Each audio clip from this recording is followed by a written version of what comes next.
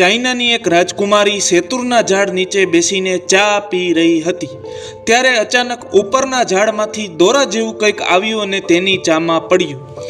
તે બીજું કંઈ નહીં પરંતુ એક સિલ્ક કોકૂન હતું જેને સિલ્ક વોર્મ એટલે કે રેશમના કીડા તેની લાળમાંથી બનાવે છે।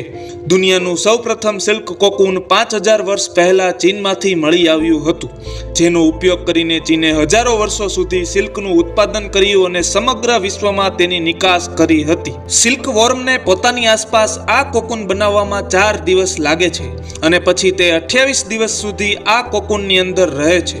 28 દિવસ બાદ તે આ કોકૂનને ફાડીને બહાર આવે છે, જેના કારણે તેના દોરા તૂટી જાય છે। એક કોકૂનમાં લગભગ 1 કિલોમીટર જેટલો લાંબો સિલ્ક થ્રેડ હોય છે, તેથી સિલ્ક પ્રોડક્શન માટે જરૂરી હોય છે કે સિલ્ક વોર્મ કોકૂનને ફાડીને બહાર ન આવે। આ માટે 28 દિવસ પહેલા જ સિલ્ક વોર્મને બહાર કાઢી લેવામાં આવે છે।